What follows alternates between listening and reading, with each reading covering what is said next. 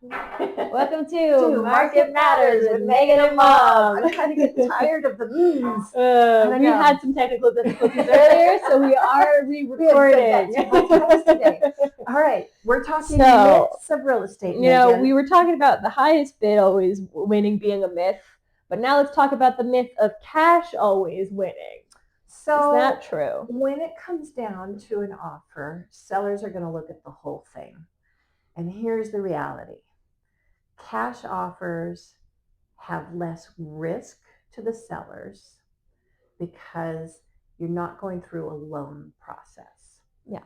And so many sellers will take cash. But here's the thing. A lot of cash buyers think they can get the house at a bargain price and think they don't have to pay full price. But guess what? If you're a 30-day close and you're a 30-day close, money is money. I don't care where it's coming from. Yep. It's a conversation. So that's kind of a myth too. Cash buyers think they can get a bargain price. Not in this market. Nope. But it is really hard to compete against a cash offer. If the cash offer is at list price. Right. If they're at full price and depending on if they have contingencies or not. Because again, it's all about, there's just so much more to a contract than just the net.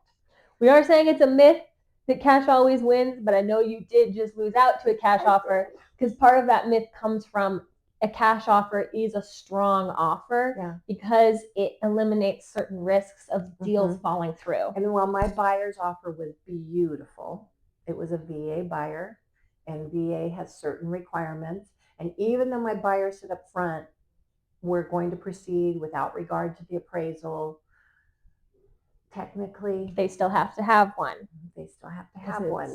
And the seller chose the other offer because over 55 communities, there are more cash buyers. Yep.